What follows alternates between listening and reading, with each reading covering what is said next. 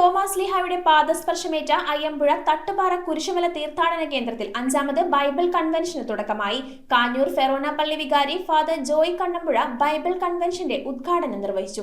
പ്രശസ്ത ധ്യാന പ്രസംഗൻ father Jacob മഞ്ഞളിയാണ് കൺവെൻഷന് നേതൃത്വം നൽകുന്നത്. വിശുദ്ധ തോമസ് ലീഹായുടെ പൈതൃകം പേറുന്ന തീർത്ഥാടന കേന്ദ്രമാണ് തട്ടുപാറ കുരിശുമുടി. 1925 പുതുക്കി പണിയപ്പെട്ട പ്രസ്തുത പള്ളി അന്നത്തെ എറണാകുളം അതിരൂപത മെത്രാപ്പോലിത്തയായിരുന്ന കണ്ടത്തിൽ മാർ അഗസ്റ്റിൻ പിതാവിനാൽ ആശീർവദിക്കപ്പെട്ടതാണ് എന്നത് പ്രസ്തുത ദേവാലയത്തിന്റെ ചരിത്ര പ്രാധാന്യം വിളിച്ചോതുന്നു. തട്ടുപാറ കുരിശുമുടിയിൽ ഈ വലിയ നോമ്പിൽ 5ാമത് തട്ടുപാറ ബൈബിൾ കൺവെൻഷന് തുടക്കമായി. കാഞ്ഞൂർ ഫെറോന പള്ളി വികാരി ഫാദർ ജോയ് കണ്ണമ്പുഴ കൺവെൻഷൻ ഉദ്ഘാടനം ചെയ്തു. കൺവെൻഷന് മുമ്പായി ഫെറോന വികാരി ഫാദർ ജോയ് കണ്ണമ്പുഴ കൊടിയുയർത്തി. തുടർന്ന് പള്ളിയിൽ നിന്നും വിശുദ്ധ ഗ്രന്ഥം പ്രദക്ഷിണമായി ധ്യാനവേദിയിൽ പ്രതിഷ്ഠിച്ചു. കൺവെൻഷനിൽ പങ്കെടുക്കാൻ വേണ്ടിയിട്ടാണ് നാം എല്ലാവരും ഇവിടെ ആയിരിക്കുക.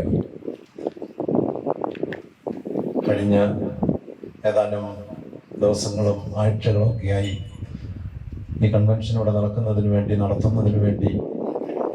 എല്ലാവരും ബന്ധപ്പെടുകയും അതിനുവേണ്ട ഒരുക്കങ്ങൾ ചെയ്യുകയും തയ്യാറെടുപ്പുകൾ നടത്തുകയും കാത്തിരിക്കുകയും പ്രാർത്ഥിക്കുകയും ഒക്കെ ചെയ്തതിൻ്റെ പരിസമാപ്തി ആണ്. അതൊന്ന് സഫലമാകുകയാണ്.